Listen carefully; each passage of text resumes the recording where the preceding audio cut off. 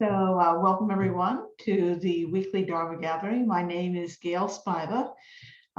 We'll be doing part 6 of Encountering Basic Goodness in this 8-session exploration. David Perrin and Dr. Shanté Paradigm Smalls will lead meditators of any practice level in cultivating stability, clarity, and strength in body, speech, and mind through meditation techniques which draw on ancient wisdom for the contemporary world. Each session consists of short talks, meditation sessions, Q&A, and experiential learning. Sessions are 90 minutes and can be attended live, or students can watch the recording later. Dr. Shanté Paradigm Smalls will lead tonight's session, Encountering Basic Goodness, Part 6, Mind. Tonight's session will be recorded, so if you'd prefer not to be seen, please turn off your camera feature. Please note that you will be recorded when asking a question. If you have a question during the guided instruction or the talk, please feel free to enter it into the chat box at any time, and we'll be able to address it during the discussion period. The recording of tonight's gathering can be accessed within 48 hours via your purchased products on your Vimeo Weekly Dharma Gathering account. You'll receive an email notification once it's posted. And a bit about tonight's teacher, Dr. Shanté Paradigm Smalls, whose pronouns are they, them, is a teacher and student in Vajrayana Tantric Buddhism. They currently study under Lama Rod Owens and Lama Justin von Bujdas, co-founders of Bhumisparsha. Shanté began studying and practicing Buddhism at age 17 and has practiced in Zen, Soka Gakkai International, Shambhala, and Bhumisparsha communities. They began on the teaching path in 2009 and were authorized by the Shambhala lineage to teach meditation and Buddha Dharma in 2015. Shanté is focused on the healing impact of meditation in Black, Indigenous communities and people of color communities, LGBTQ plus communities, and incarcerated and recovery communities. Shanté is a teacher on the Liberate app and is a lead teacher on Weekly Dharma Gathering, which they co-founded and curate. Shanté identifies as a Black person descended from enslaved and trafficked African Indigenous people. Shanté is queer and genderqueer. They live on Canarsie, Muncie, Lenape-Hoking territory, also known as Brooklyn, New York. So Shanté, please teach us. Thank you so much, Gail. And I just want to give a special shout out to Gail, who is one of our hosts, tech hosts, and teacher hosts on Weekly Dharma Gathering. And Gail has really been there from the beginning and is filled in for me last week when I was kind of going crazy with work and hosted Aarti. And so Gail's just, thank you, wonderful. And I want to thank you all for being here tonight. I think mostly tonight. I don't know if you're what area, zip areas we're in the world, but oh, puppy. So my name is Shanté Paradigm Smalls, they, them pronouns, and David Perrin and I have been teaching this series that we designed together called Encountering Basic Goodness. Can you all hear me? Thank you. And we've also put on the live transcript feature. You can enable that.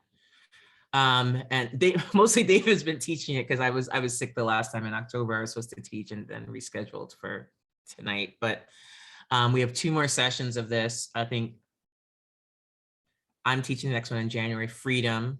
I think it's Basic Goodness, Freedom, and then David's teaching something. I don't know, remember. I think he just taught Joy, so I'm not sure what comes next. But and really the purpose of this, it's sort of a course within the Weekly Dharma Gathering ecosystem. On the first Wednesdays, the first Wednesdays of each month are free sits. And then David and I have been teaching somewhere in the middle of the month, and then there's usually another guest teacher. So we get it. We're able to just have some different levels and different depths for people, and you can always watch any of the recordings. But what do I want to say about the mind and in relationship to this quality of encountering basic goodness, or you could say our fundamental nature, which is in the Buddhist view, is that we are Buddha. There's nothing really to attain. It's like matter. It can't be destroyed or created, but it can be shaped. It can be seen or not seen. It can be missed or it can be inhabited. So the word encounter is really meant to orient us, turn us toward the direction of practice, of engagement, of study, and of course, embodiment, and all of those things in community and also by ourselves. And basic goodness may be something you've heard of or not, but it really is a kind of down home way of talking about this very erudite concept that we're actually already illuminated. We already have the quality of awakened mind. It's like it's just there are many analogies. I like to use the analogy of, it's like you have a great old house. Its bones are great, right? There are no termites. The foundation is wonderful, but there are holes in the floor. No one's cleaned it. The windows are broken, and it needs, it's not a quick job, it needs care. But you can see the structure is fantastic, and it will provide the safety, warmth, and ability to host that we want and need, but it requires some work and commitment and dedication, some elbow grease. It's not just going to go from broken windows and holes in the floor to sparkling, beautiful architectural digest feature. A simpler conceptual model is that it's like a dirty mirror or dirty window that we just have to clean. And then there's the clarity and the luminosity and the reflection is all there. So it's nothing imported, but it's something that has to be cultivated or excavated or committed to uncovering. It's buried by what? By habit, by distraction, by shiny things. We're mammals, like shiny things. By the three poisons of passion, aggression, and ignorance, by all of the trappings of samsara, or the cycle of life and death, hope and fear, the cycle of dualism. And so I want to do tonight in relationship to mind. So one is I want to just talk a little bit about the view for kind of the Sutrayana, which includes the Hinayana and the Mahayana, or the lesser vehicle and the middle vehicle, and then a little bit about the Tatrayana, which includes the kind of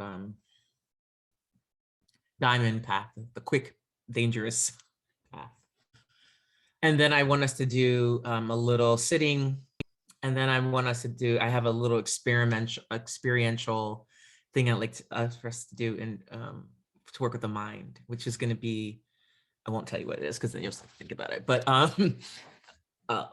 we'll get there. So one of the things I first want to say is just to the other side of the solstice, the winter solstice, so if you're in the northern hemisphere, we had the longest, darkest day, and if you're in the southern hemisphere, you said the longest, brightest day, and now we're, so we don't all have the same experience, even though we experience the same thing at different times. in the world and in the seasons. We're living in this new, I was laughing because this reporter I follow on Twitter said the internet has her calling the Omicron variant Omarion, the singer, the R&B singer Omar.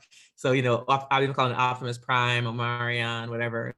This variant that is 70 times more infectious, apparently, but milder. So it's just New York. I mean, it's ridiculous. However, I feel like I'm in a different place than I was a year ago. I'm vaccinated and boosted. I have my routines. I have good masks. There's a place right on the corner that's a van that comes Monday through Friday, 10 to 5, where once a week I get a PCR test. I hustled some rapid tests that were out for a few days. It's like people were selling them on the street, basically. And you know, just sharing best practices. And in many ways, I think of, you know, Dharma and meditation as sharing best practices. And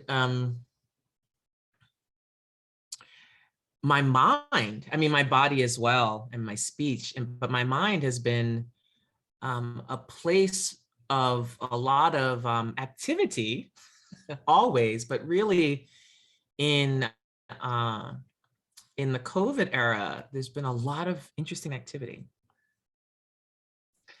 And I think, you know, in earlier days of meditation for me,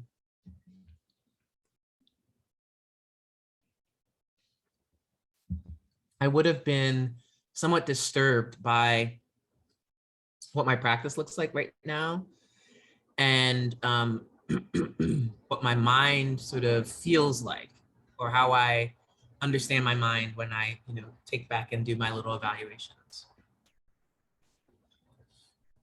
So I'm just gonna say a little bit of my practice like right now, meaning maybe this last year, but maybe even this last quarter. So a lot of my practice is outdoors now. And I've been really emphasizing walking meditation. And as I'm walking, letting my mind rest in the space of the 500-acre park. And I, you know, get distracted. There are a lot of dogs, and I see people I know and all that stuff as I'm walking with my dog. But there's a path we sometimes take, that we often take, where there's a lot of man-made lakes, and there's a part where a shore that I like to stand on, and then my dog likes that area, and she eats sticks and goes in the grass and jumps in the water, even though it's very cold. And there's just something about that part of the shore where I let my mind rest in space. I just stand, and there's always, even though it's like 7 or 8 or 9 or 10 o'clock in the morning, depending when we get out, there's always a siren, a helicopter, then, you know, the different kinds of fowl. So the swans, the ducks, the geese. The geese have not gone anywhere for the winter. They're around. There are a few heron. And so sometimes they're in that area.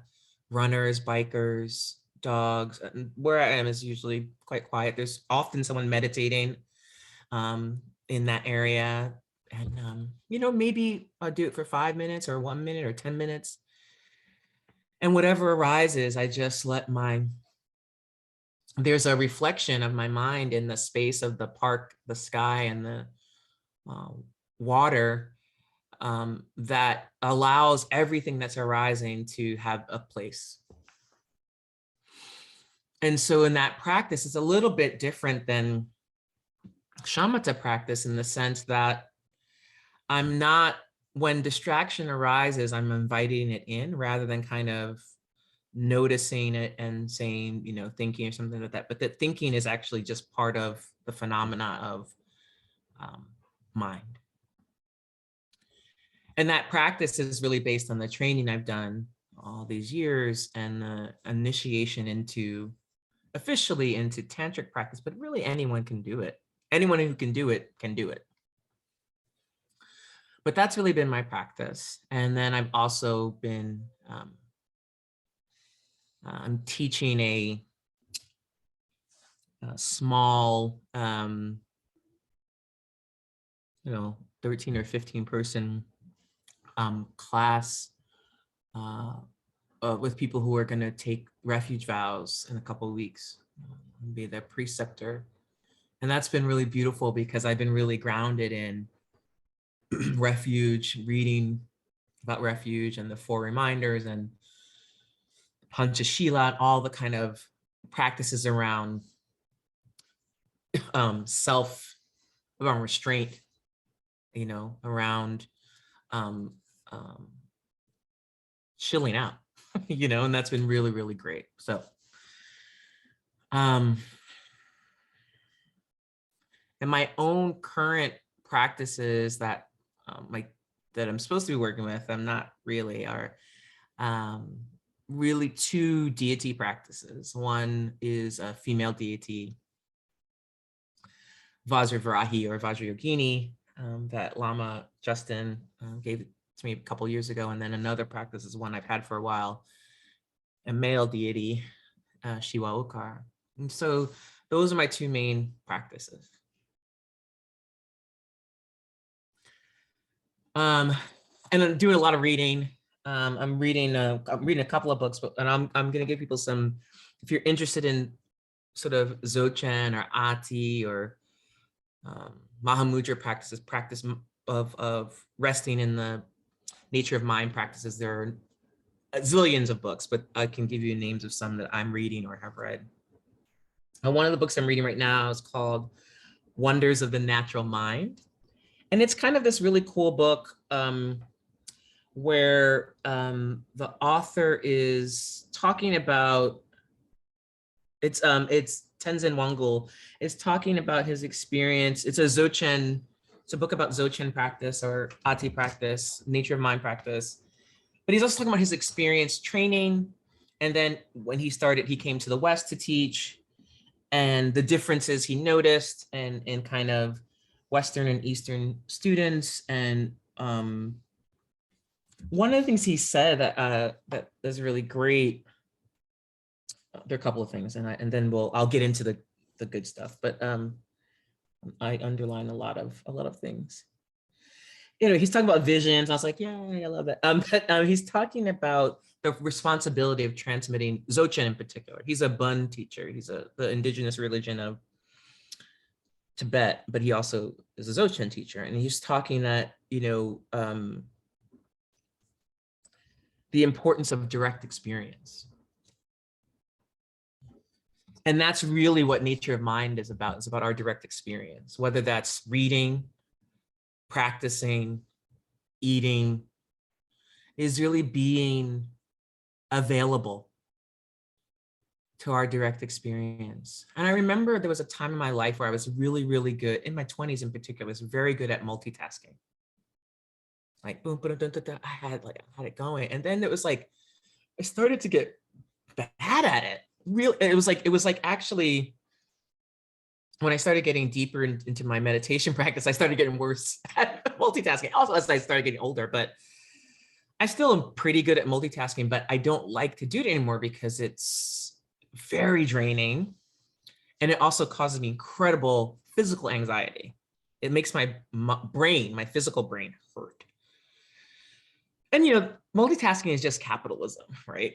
It's just about squeezing out as much work from us and then rewarding us because we have all the plates spinning, right? But it's actually not a way to cultivate our bodies and our minds and our speech by doing so many things at once. So this emphasis on direct experience, and whether that experience is good, bad, or indifferent, whether we like it, we don't like it, or we don't even notice it. Leaning into it, I've sometimes heard teachers say. So he's talking about that, and he's talking about his reflections of in the West. He doesn't like that people kind of want to fly in and get a teaching and then fly out. or that they want to be besties. And this is a common theme I've heard from Eastern teachers with their teacher.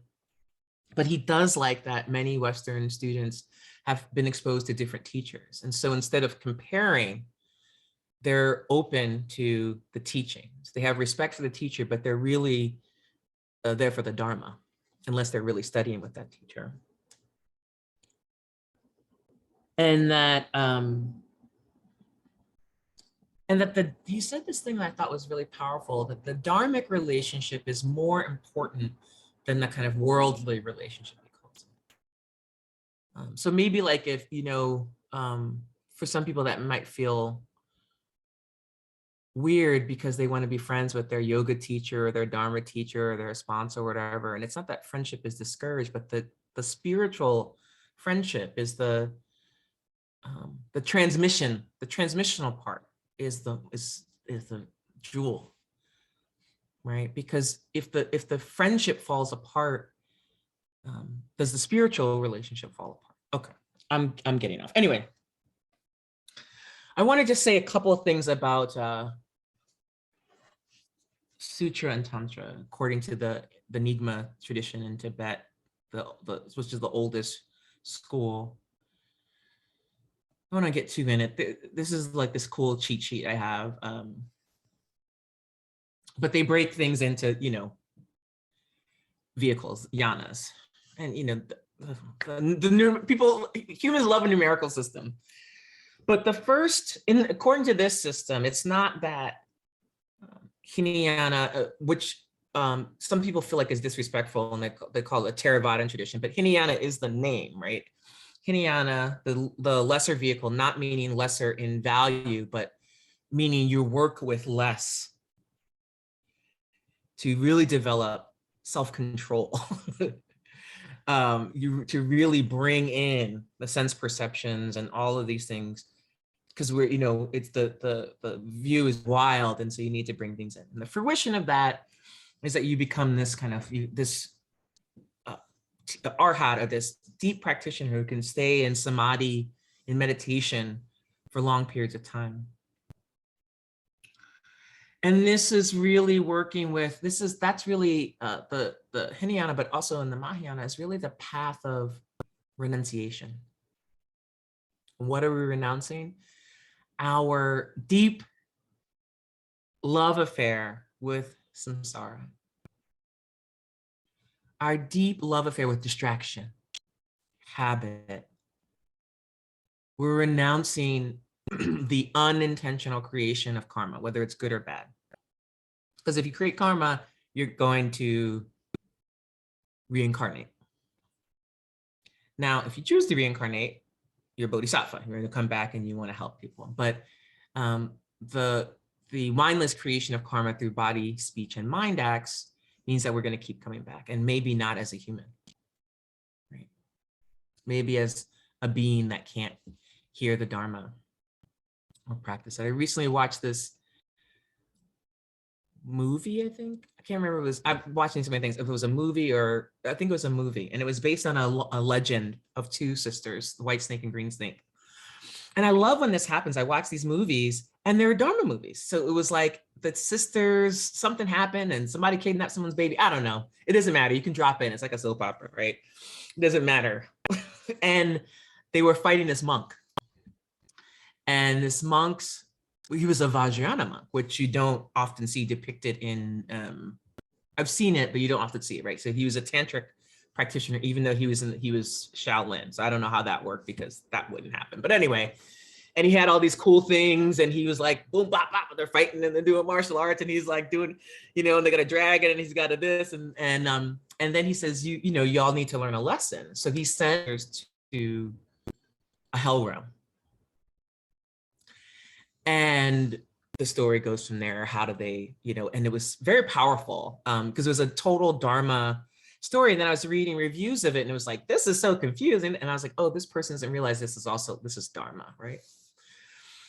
But part of the, what was coming to me was thinking about how much I've been taught and how much I bought into that this life, this body, which will be a corpse, is the only life. Actually, existence, and particularly my mind, is the thing that has these experiences. And so though it's important to train my body, mind, and then my speech are things that actually follow me from life to life. And so to work with my mind means that for me, at least in this part of my life, of my earthly life, I'm really stepping fully into direct experience. I've been taught a lot about direct experience by many teachers. And direct experience can happen in any way. Through art is one of the ways I really experience it, particularly music, but also through dance and visual art, through things like, I don't know, trigger warning, love making, direct experience, drinking water, taking a walk, snugging with my dog. Whatever engages kind of the sense perceptions. And letting the experience happen before I start to categorize, label, evaluate, before my capitalist training comes in and tries to figure out how I can monetize it, or, right? What I mean by that, recently I saw Arthur Jaffa's new film, Agidra, which is, I did not expect a 85-minute film about an ocean made of rocks to bring me to tears, but it did. I mean, it really did. It was unbelievable. But I had this really amazing experience as I'm watching it on this huge screen in this gallery in Harlem when my dad and I went together. Is I had this experience where part of me kept trying to pull out of the experience to think about how I was going to write about this. I didn't want to forget that part, And then I would just let that, thought arise, it would abide, and then it would dissolve, and I would come back to the experience.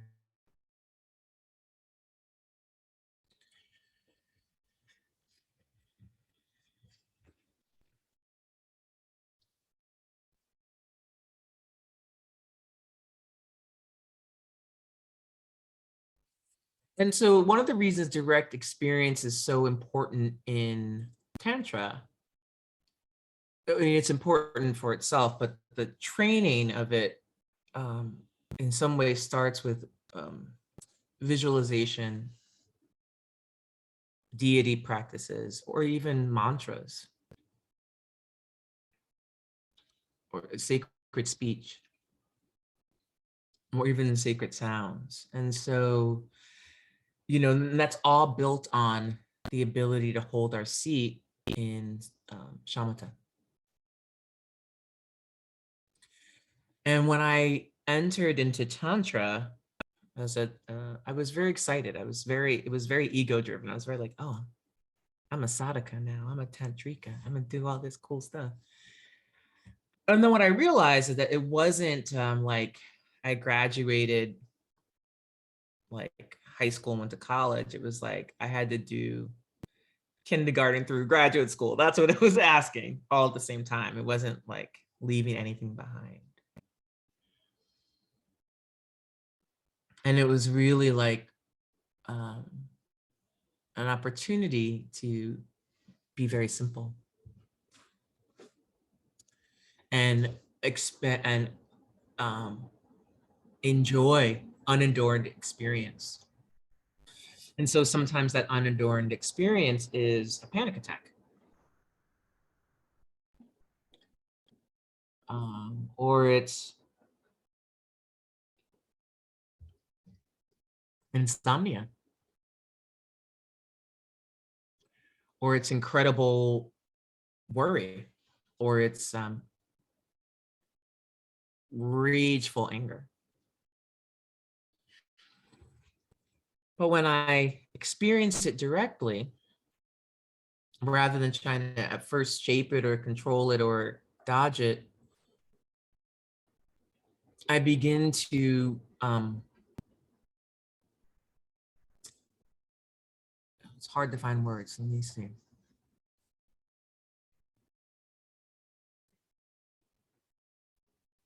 I feel, which then turns into an understanding that there's no separation. This isn't some kind of invading full equilibrium, but it's part of what's always arising. It's part of chaos arising, abiding, and dissolving. It's part of the reality of change.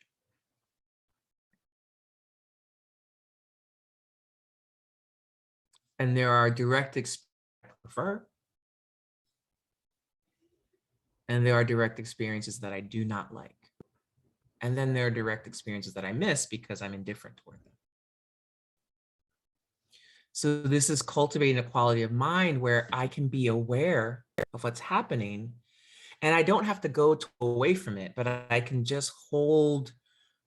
There's an, and I've, for myself, what's happened is that my mind has gotten bigger. It used to be a thought would drive me off the cushion. I'd be so distracted. Did I leave the stove on? I'm like, when have I ever left the stove? You know, and I'd have to get up. And that's really changed. I can hold a lot of motion now.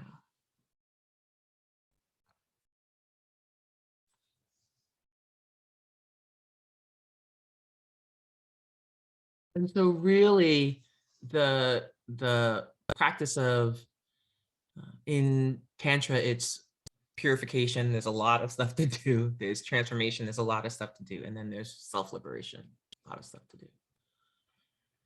All while still remembering all the work of renunciation, right? Including, you know, self-control, compassion practices, and that self really through awareness, powerful awareness. So I'd like us to, first, we're just going to ground in our bodies, and we're going to feel our feet in our seat. If we're sitting, if we're standing, or laying down, and just feel this connection. This is part of experience. Sometimes when we go into meditation as Westerners, we just want to go to the mind part. We have to ground in the body. There's no awakening without the body, right? That's why we have form. And so to feel that form, to feel the relationship between earth and then environment and then sky, and that we take up space, even though we're made out of luminosity, blah, blah, blah. We also actually take up space and we have form, you know? It's not as solid as it appears, but it is. And feeling our relationship to other forms, earth, sky, planets, and then our more local environment of other beings, seen and unseen, trees, water, mountains, all that.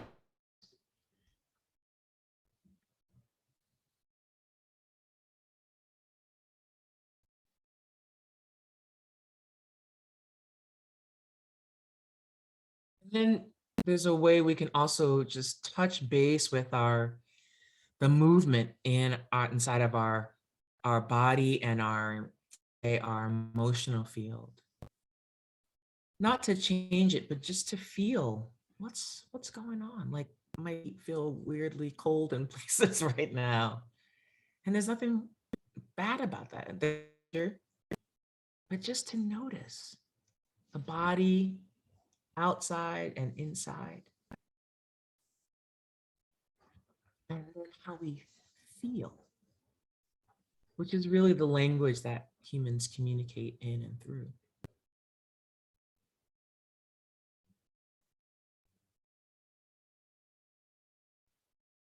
And then we sort of turn our attention and awareness to our own quality of our mind. Different. You know, the mind is sort of like you could say the connection between the brain's consciousness and the heart's consciousness. It's not the physical heart, it's not the physical brain, but it's that relationship.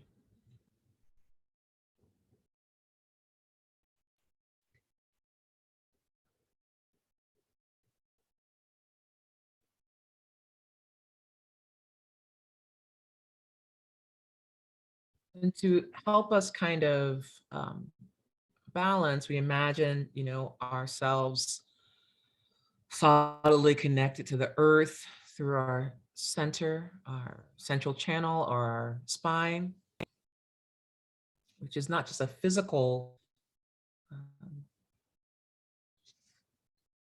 holding up, but it's also our energetic, the energy that holds us up.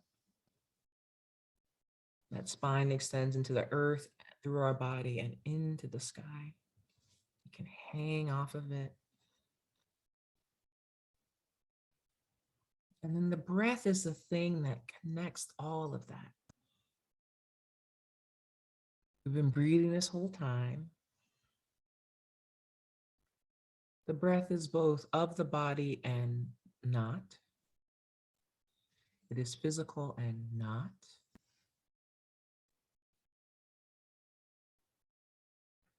It brings us life and others life.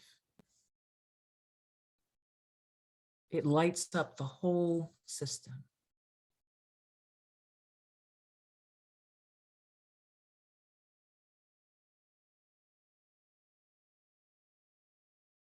We can just rest our whole awareness and mindfulness on that feeling of our body breathing.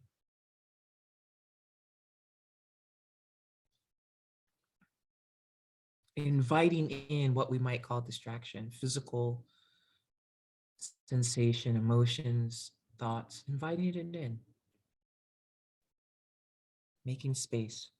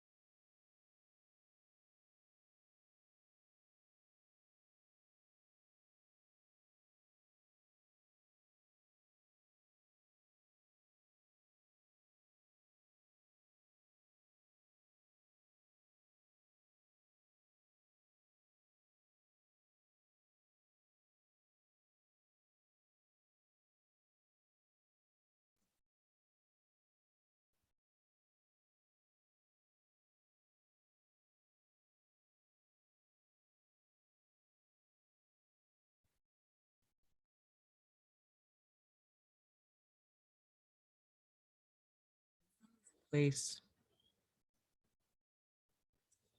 First, invite you to just take a deep inhale and then breathe to the bottom of your belly, any stale air.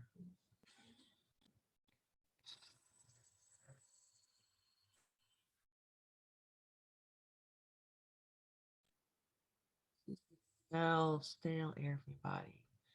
2 more times.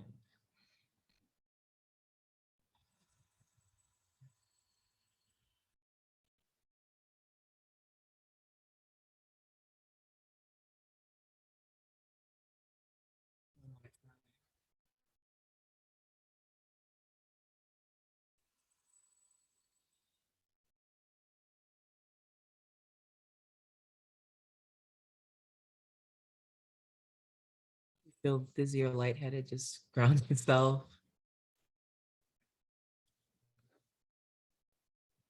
And then I want you to, in from this place, to do one mundane task while trying to just remain in this place. And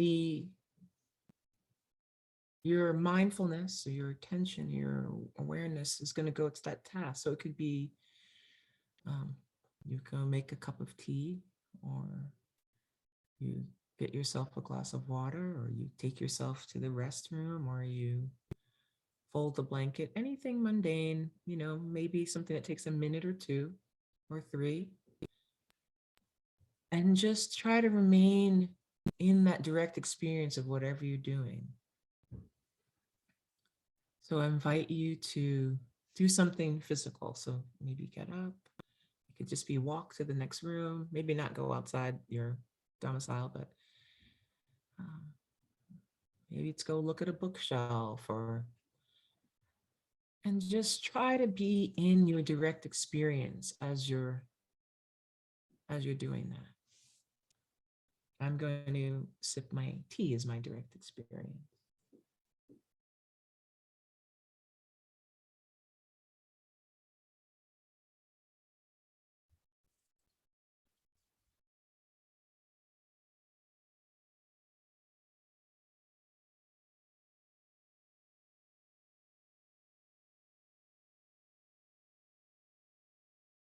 You feel yourself getting sort of distracted or pulled away, just make more room. Come back to the task at hand. Feeling your mindfulness on that task and your awareness kind of taking in your environment.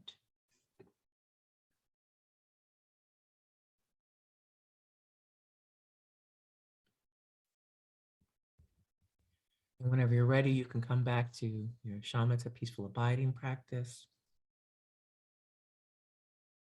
And you can do this for as long as you want, where you're just resting with your direct experience of your task, let's call it, for lack of a better word.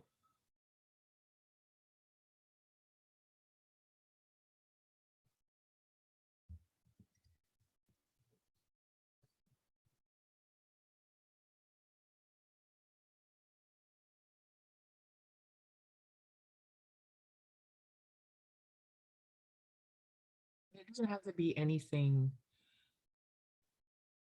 made up about this. You can just drink your beverage.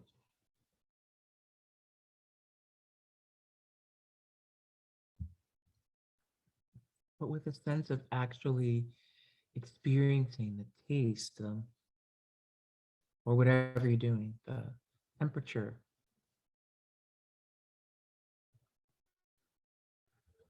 the feel of the cup in your hand, or the whatever the object is.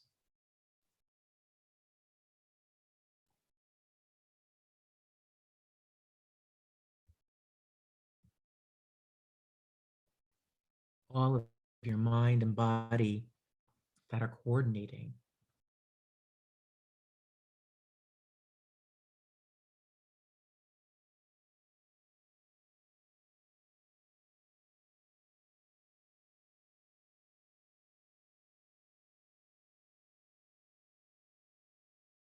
And you can, if you're not back, you can make your way back to your seat.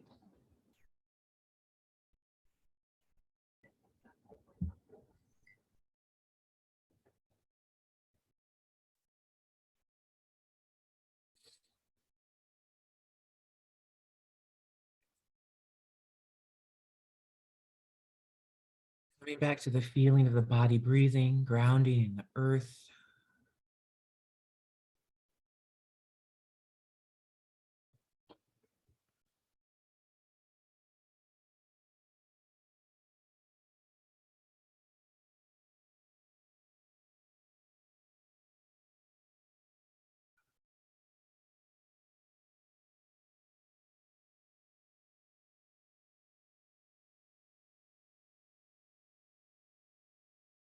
Feeling ourselves just come back into our body.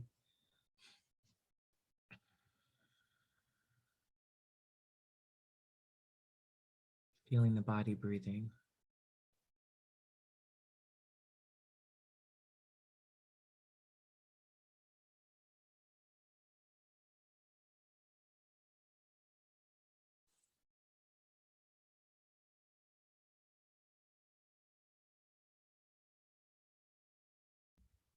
Okay.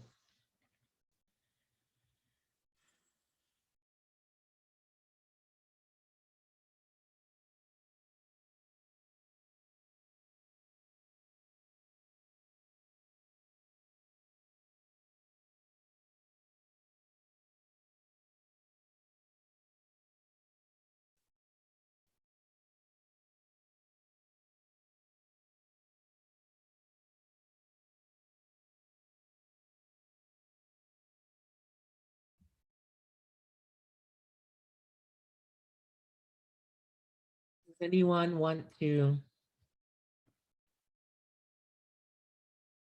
share anything that's arising for them?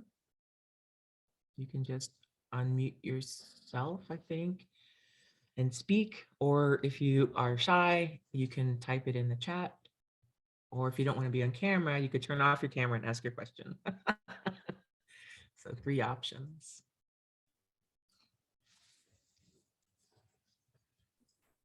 Hi, thank you, Shanté. That was a really beautiful practice. Thank you so much.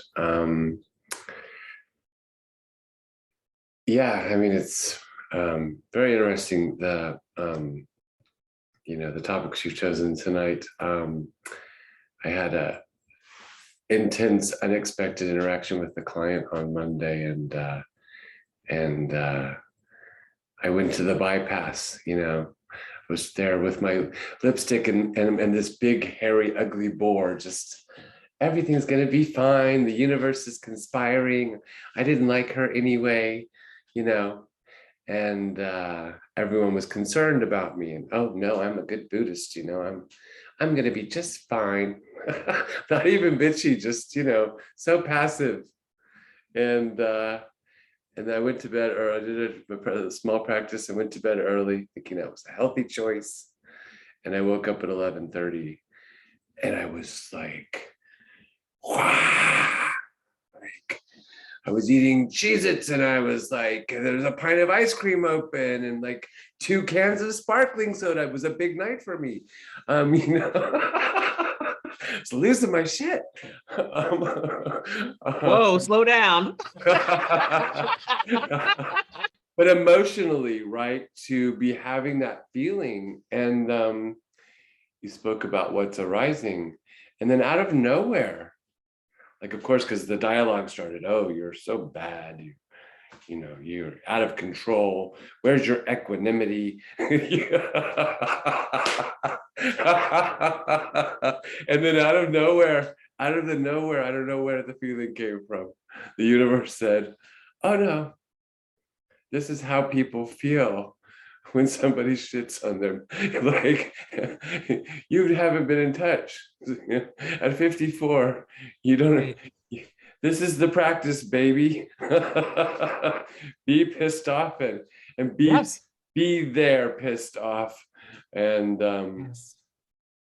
and stop trying to have some idea about how evolved and how tamed you are. No, you're human. You're having a human experience, and guess what? This great discomfort is part of the package. So maybe you could speak a little bit. Sorry, I didn't mean to take all this time, but Oh, that's that's wonderful. it felt really great to be in touch with that rage. Yes. And then to identify the fact, oh wow, I'm 54, and like people have been telling me for years, either as kind of a backhanded compliment, oh, you never get angry, or in therapy, when are you going to get pissed off about this? And it's like, so it felt like a little bit of an opening, right? Which is what you were. Great. there. Yes. Thank you so much for sharing that, Jeffrey. I mean, anger is such a powerful energy. It's an energy, right? And there are lots of different types of. There's this really incredible wheel of emotion that I've come across on the internet, and it's like anger, but then there's like 20. It's like irritation is different than rage, right? And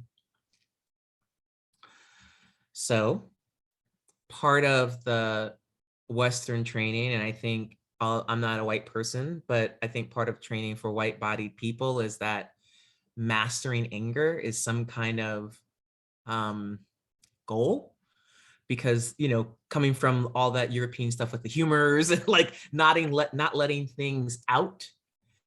And you know, I was talking about self, you know, restraint, but there's self-restraint, and then there's like a restraining, you know, too tight.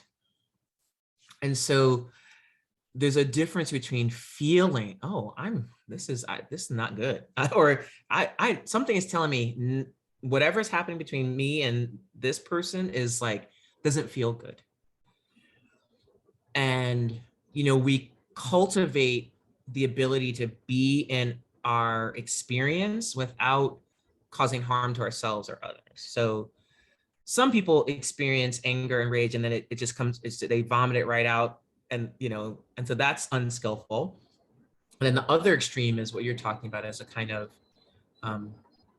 well, there's like the vomiting, there's the not even kind of knowing it's happening, the bypassing, and then there's the kind of, you know it's happening, but you put it to the side, right? So I think the first step is really developing a deeper relationship with our own body, because that's where the emotions move and they tell us things. You know, when we feel things, we have the, you know, we have the parasympathetic or sympathetic response. You know, we have these nervous system, and we have these, you know, things that go on in our mind and in our guts. And so developing a friendlier relationship with our body. You know, a lot of times when I get anger, it's heat, you know, it's in my belly. Sometimes it's in my chest. And if it's a situation where I feel there's a kind of like hierarchical dominance thing, it'll sometimes be in my throat, because like, I'm like, I can't speak right now, or I can't. Although I will tell you, sometimes it comes out, because I was in a work meeting in October, and when I tell you, I cursed out my entire department. And I wasn't the only one. There were quite a few of us cursing people out that day. And it was like, enough with the bullshit, you know, no. So that was one, you know, and I was like, look, this is absolutely fucked up, you know. And there's a kind of developing a relationship with the body puts us more in touch with our emotions. And then we have to work on what's skillful. You know, how do we skillfully deal with violent people, rude people? When do we walk away? When do we engage? You know, that's ongoing, and that's a repertoire. You know, that's like, you know, in the moment. And sometimes we don't always know what to do, but it's getting more comfortable being there. And that begins to chip away at this idea of like a good Buddhist. Because in fact, the goodest Buddhist you can be is just being present for your experience. You know, and this kind of call that many of us in the West have been trained into in Buddhism or meditation, to be calm as water, is just a racist lie. You know what I mean? It's just a misunderstanding, because Buddhism, especially in the tradition I'm in, Tantra, is blood and guts. It's viscera. It's messy.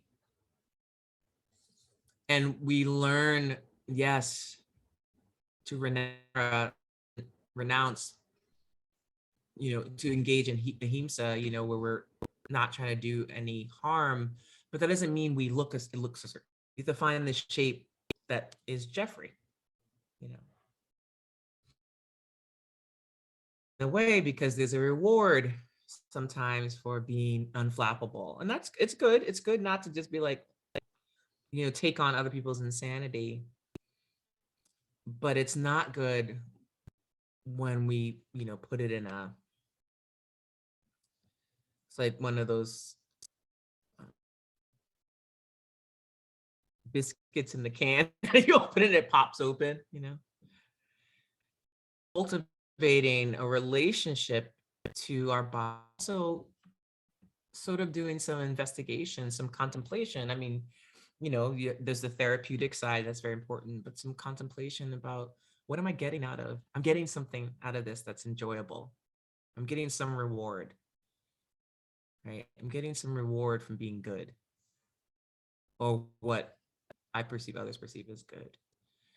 And what if I, you know, can let go of being the nice person and instead being a person who's real? It's very scary. I remember when I realized, oh, I'm not a nice person. I think I'm a fairly kind person. I've been told, but I'm not nice. I'm like not a, like fuck that, fuck you. No, I'm not. That's like not. That's not. I'm like and trying, and I tried for many years to be nice. Long before I really got deep into meditation, I was cultivating a persona that I thought would get me the things that I wanted. And then I realized like it's bullshit, you know? Like kindness is what's important. I think of it as like New Yorkers. New Yorkers are kind, but we're not nice. Like someone will be like, oh, I'm lost. And they'll be like, okay, come on, I'll help you, you fucking idiot. But they'll help the person. They'll help the person. Whereas other places, people are like, oh, okay. You know, won't help them, you know? So it's trading out this kind of superficial thing for something that's deeper. Real kindness is like ourselves. And we are generous. We're generous enough to let people see us when we're good, bad, or whatever. Right? We're generous enough to let people be kind to us, let people help us. You talk about those people who are trying to help you and check on you.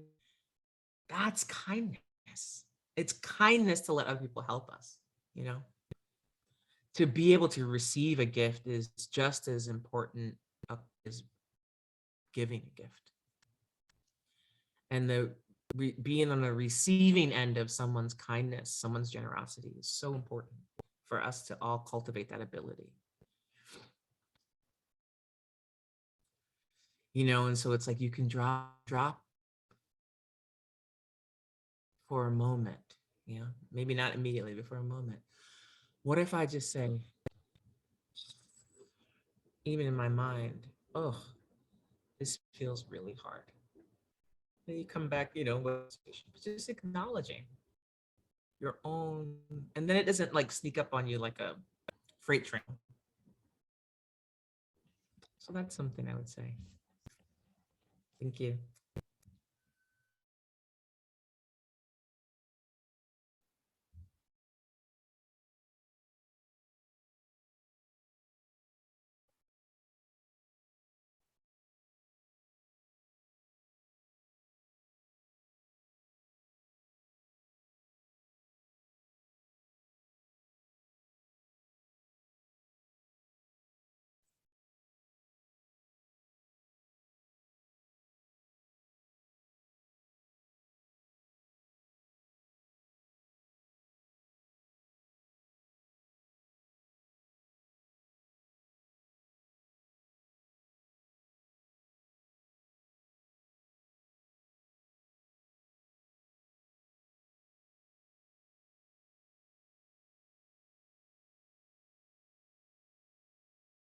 There's nothing wrong with our minds.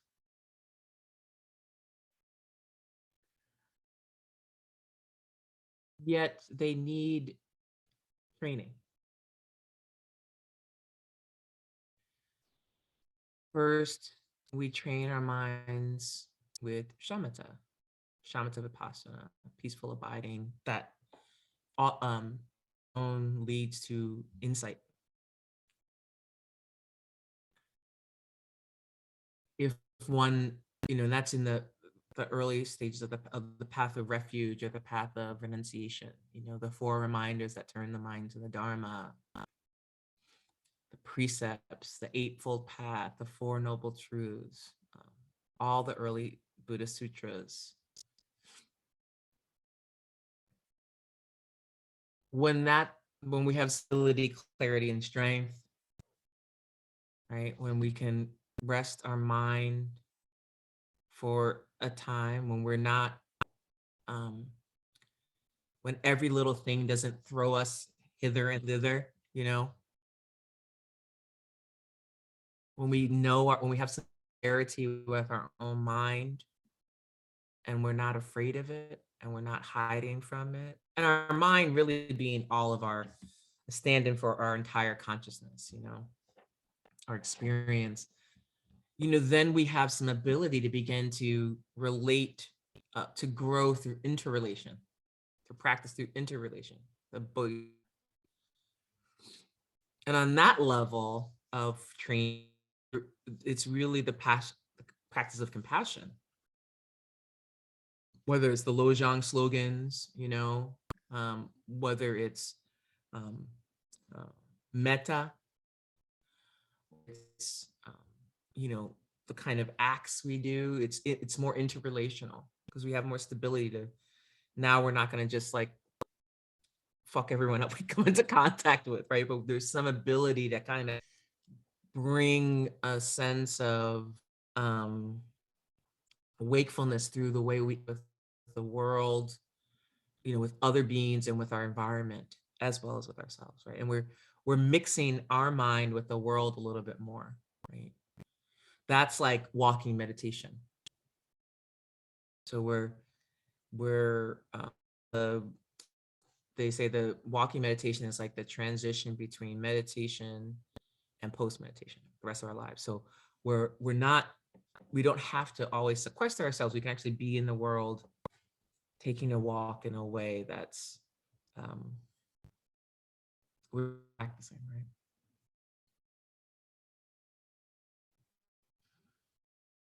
And really, our motivation there is to benefit other people. You know, our motivation in the sort of early stages is I just want to stop suffering. I feel like I can be less crazy. And then we say, oh, not to evangelize, but to like, maybe I can be a benefit through how I live my life. And then there's this little off that Vajrayana is like, okay, well, Hinayana, you're guaranteed to wake up, but it takes many, many, many lifetimes. Okay. Mahi, guaranteed to wake up, but it takes many, many lifetimes. Vajrayana, you're guaranteed to wake up in one lifetime. But this is all, you're accumulating more and more responsibility and accountability, and you're attracting more danger. Because what you're saying is, whether it's gold, whether it's a pound of gold, a pound of horse shit, I'm gonna work with it.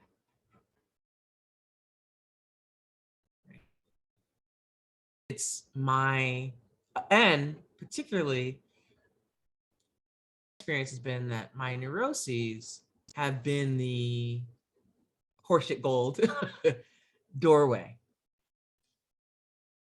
There's no running away from that. They can teach me. And so that I can enjoy this experience of the preciousness of being a human. And the more I wake up, the more I enjoy being a human, the less I want to be something else, the more I enjoy this exact form. Doesn't mean I enjoy it all the time, every way, but the more I'm like, oh, my body does that now that I'm this age? That's interesting. Okay, this is cool. Know that. Rather than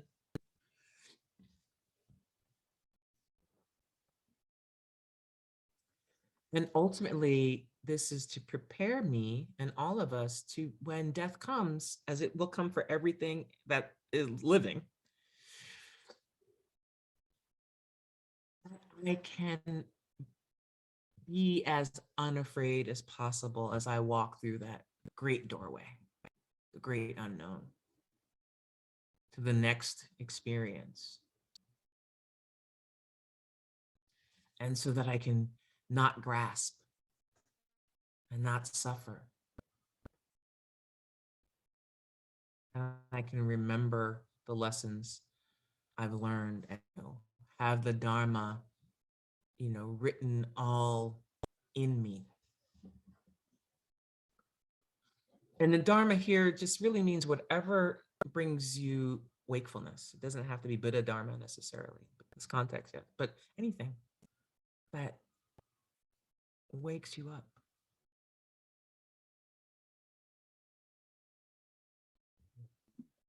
May I ask one more question, just real quickly? We talk about the three jewels, right? The Buddha, the Dharma, and the Sangha, right? And in my meditation, I think it was last week, I pluralized all three of those. And I just thought, yeah, because there are Buddhas, right? Both in the tradition, but also on the street. There are many dharmas, right? I love Krishnamurti. I love, many of the great teachers besides the Buddha, and then the Sangha, right? I mean, I've really spent time on that because I've been working with you and the other practices, and there are sanghas, right? I'm part of a recovery sangha, part of a familial sangha, right, where I do a lot of work, a lot of service. Yes. And then, there's the professional sangha, right, of my career. I mean, so many of my clients, even the ones like this one that I had the fury with, great teacher, right? The illumination that came from me losing my shit in the middle of the night and getting in touch with that anger was very valuable, right? And only could happen perhaps from a great teacher. So can you speak a little bit to that? So yes, yes. I think it's a both and kind of quality. So I think in the formal practice of taking refuge in the triple gem it's a whole practice. I mean, as you know, we've been talking about to itself, it's a whole that is really intentional. And it's, the historical Buddha Shakyamuni in this case as an example, right? There could be another, there could be another Buddha, but in this case, this is the Buddha we know the best, right? We know his story the best. There are other Buddhas that have been written about and to come, right? That form the world, right? And then, we're taking refuge in our own nature. We have the same nature Buddha had because we're humans and we're alive. I think plants and animals have Buddha nature too, right? So we're saying, oh, this is an example, a flawed one too, but he deeply invested through research, through direct experience. That's how he woke up. And then of course, there are Buddhas, but it's like, I think about, his life, his trajectory, the things that he did that I think, like abandoning his wife and kid and all that stuff. I'm like, okay, that's not my path, but as an example, right? An example doesn't mean we do exactly the same thing. It means it's an example, one of many possible iterations, right? It's a possibility. But that's like, okay, like an arc. The Dharma to the Buddha, historical Buddha, and then his all around the world, right? Anything that wakes us up, right? And you can expand that. But, again, there's a kind of quality of commitment. The Sangha, I think, is actually something to really think about because the Sangha does not just mean a group of people. The Sangha is a community of practitioners.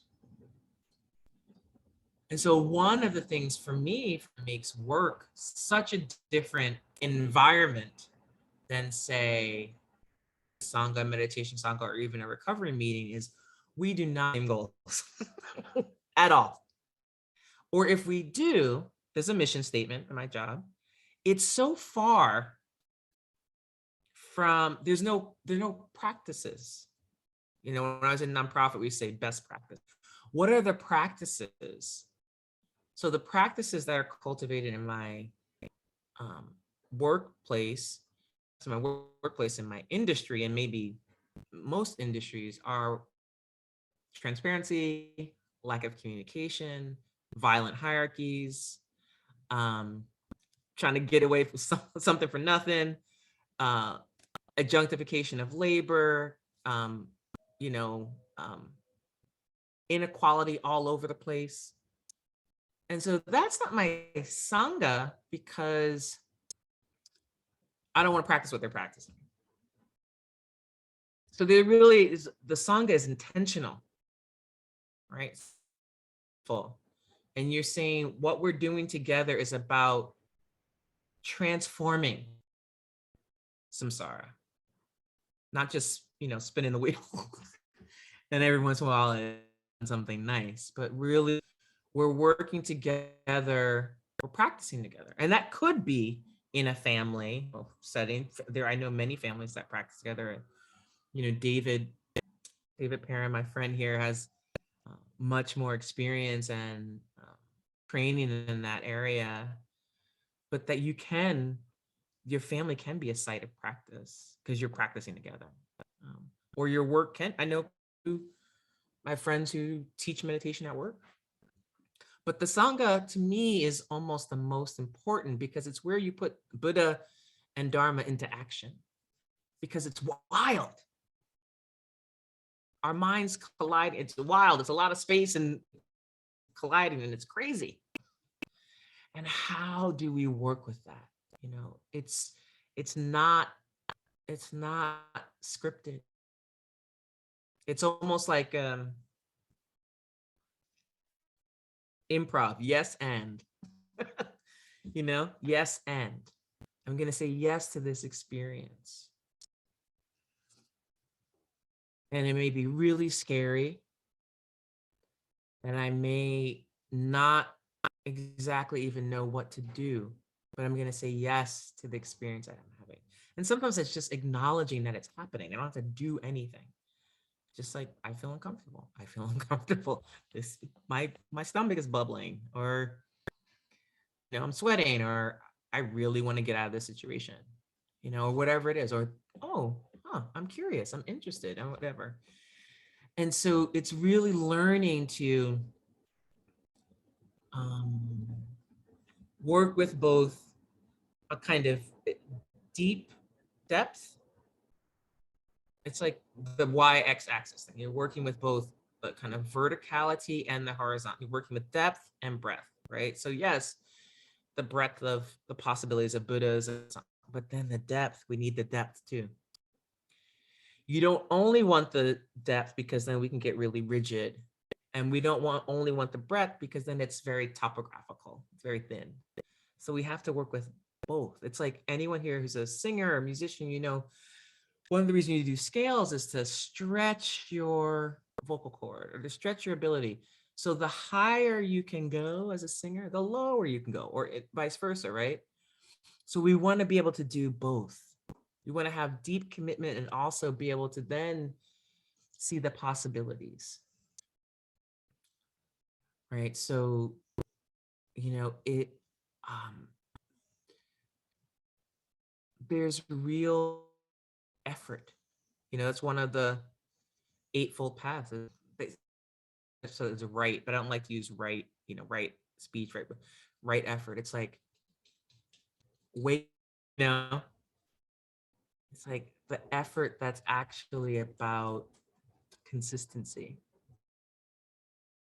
and sometimes even boredom.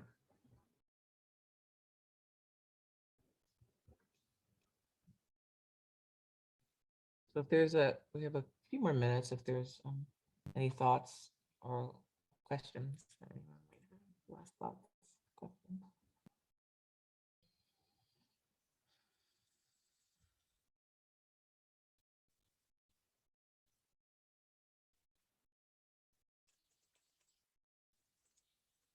think instead of just like saying a whole bunch of names of books, what I'm gonna do is have when Alex sends out, I'll say a couple, but when Alex sends out, I'll try to remember. I won't remember, but I'll try to remember. The when the video is ready, that we'll send out a little notation along with that. But if you're interested in this stuff, I'll give you a couple of great books. So one is Luminous Clarity by Google. It's a really great book. The one I mentioned before is I have them spread out in all the different places.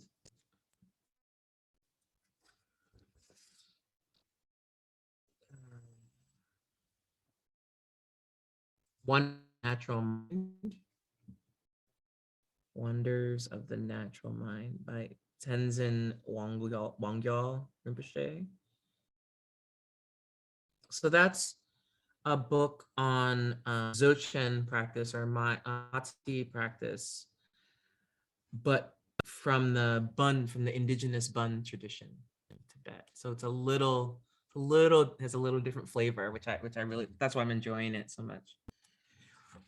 There's an old school book I'm reading right now as part of the training I'm studying with my teachers, by His Holiness Dilgo Khyentse Rinpoche, whose name you may have heard. He's teacher to many, many great teachers, and that's primordial purity. So my dog is having some kind of experience, direct experience. You okay, Bubby Bub? All right, getting herself worked up. And then finally, Trumpa Rinpoche has a great book called The Sanity We're Born With. And it's sort of like Buddhist psychology, but it's also a lot. Yeah, so it's worth. There are others, but I think those 4 books. There are many, many thousands, if not hundreds of thousands of books, but those are some of the ones I've read or I'm reading or plan to read, or have again. So in my own current iteration of studying, I'm one of the things that to me during this year was realizing that I have some years that are more teaching and then some years that are more study, and next year is definitely a year of study.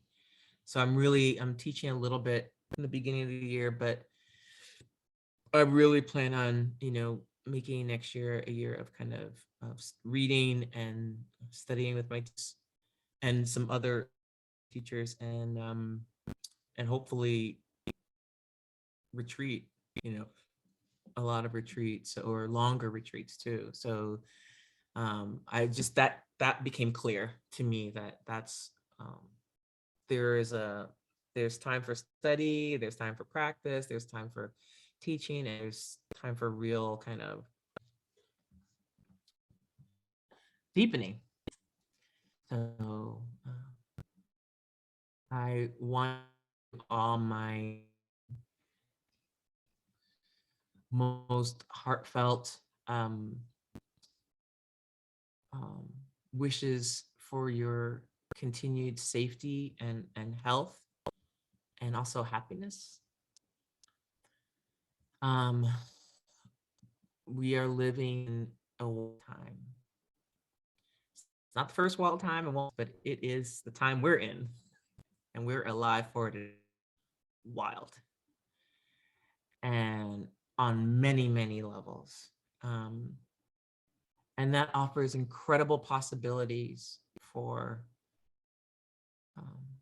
change, but also practice is so needed. You are benefiting the world when you practice. Gather or don't, toward the end of the Gregorian year, to remember just to be gentle with yourself as you are walking this path of meditation, because as I like to sometimes say to one of my students who's very anxious about aging and practice, we're all going to die in the middle of a project. Of many projects. Many projects will be left unfinished, you know. Emails will be left unread. we, we are not going to wrap it up in a bow and then, you know, conquer. So pay will still be going for a while. So you know, can be so work to enjoy your experience. You know, enjoy even what feels undesirable about ourselves, because the wisdom is trying to arise. You know, I've told this story before, but here's when I was practicing, I was just like I just was like a menace on the street, and like would curse people out. Like I just was like getting into fights every day, and then I'd be like, oh, you know, I'd be so embarrassed. And first I was self-righteous, and then I was embarrassed, and then I began to have some self-regulation. But my bad behavior woke me up. It wasn't something people were telling me all, oh, you know, do this and oh, kindness. But it was my own, it was how seeing myself out in the world and hearing myself. And then that feeling afterward, you know, like you were describing, Jeff, I was like, oh, that's what's in my mind. Right. So I began to cultivate a different kind of relationship on the cushion and then off the cushion. It wasn't easy. Restraint of pen and tongue wasn't easy. I wanted to be like, and then I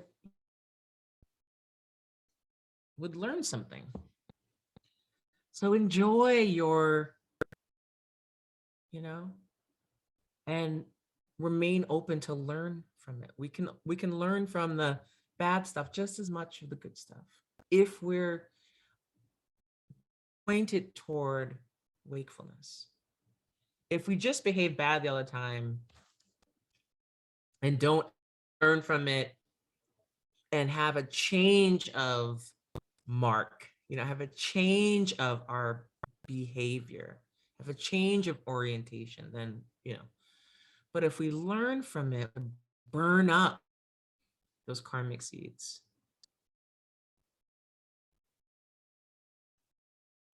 So much may we be a keen wakefulness in this life. May every being wake up, and may we be free from these systems that taught us to be small and kind. Maybe we just cultivate kindness, compassion, and mutuality, mutual aid, and interdependence. So thank you all for being here. And weekly Dharma gathering will be on break next week. And then we start again, we sit the first week, and then I teach the 12th, and then I think David teaches the next week. And then Noliwe Alexander tradition teaches the last week. So and I will be teaching the last two of the Encountering Basic Goodness courses, but you can always order. I think there's a packet you can order, but I'm not trying to upsell you, but just trying to give you some information on the weekly Dharma gathering. I think Gail will put the link tree in the chat, and happy New Year. Thank you. Thank you, Shanté, so much. Thank you. I really enjoyed that practice. That was really what I needed today. So I really appreciate the serendipity of receiving what I need. Thank you. As well. Yeah. Not just today, needed it for going into this season to experience everything that will arise directly. Thank you. Yeah. Celie agrees. Yes.